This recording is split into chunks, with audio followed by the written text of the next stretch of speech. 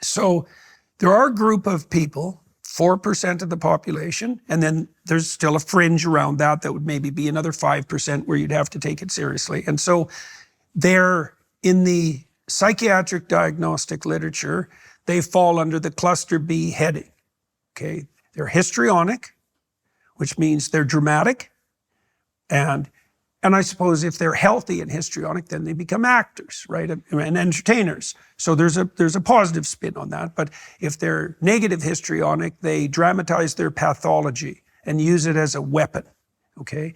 They're narcissistic, which means they want unearned social status. They're psychopathic, which means they're predatory parasites. And they're antisocial, and that's just your standard criminal types. So that all fits in cluster B.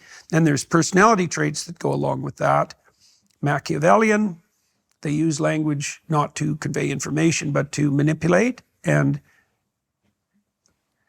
to manipulate instrumentally for their own purposes. So if I'm speaking with you in a Machiavellian manner, I have a goal in mind that has nothing to do with the words that I'm using. You may have talked to journalists like that many times. Many times. Yes, many times. So okay.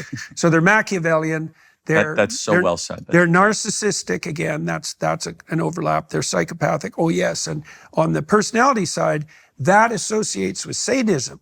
And so all of that culminates in a personality style that has the proclivity to take positive delight in the unnecessary suffering of others. Okay, so now those people, let's say they're 4% of the population. Okay, so this is what they do, is they look for a story that's working. Could be Christianity, Judaism, Marxism, could be conservatism, doesn't matter what the story is. They look to see where it has purchase. So where the people who play that game have power.